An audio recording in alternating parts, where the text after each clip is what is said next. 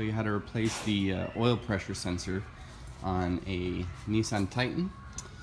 Same as the Nissan Armada and some Infiniti SUVs.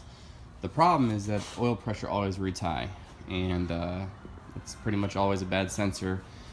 In our fleet, we have about 5 or 6 of these trucks, and it's a fairly common failure.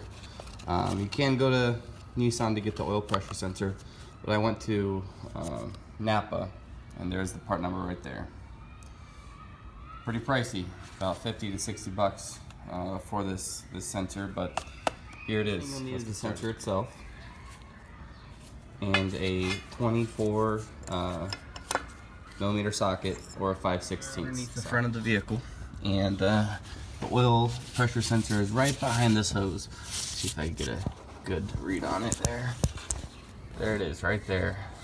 Oops, not bad. Right there. What you're gonna want to do first is make sure that it is plugged in. The connector is, and it is.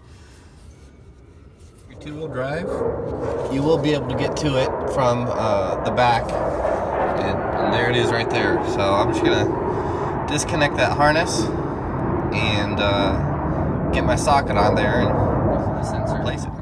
Go ahead and put your connector back in and start it up. I'm just gonna turn on the ignition and see what it does. And that's already better, because before it was stuck on the H. So what you want to go ahead and do is fire it up, make sure it goes right to the middle, which it does.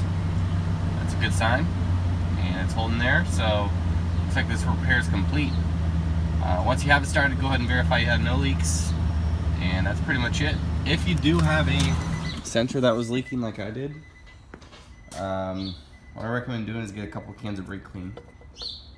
Go by the car wash, pressure wash. On a side note, if you're four-wheel drive, a 15/16 wrench will be easier to get to the sensor than a ratchet. Take a little longer, but it's going to be a little better clearance if you have the wrench. Hope this helped.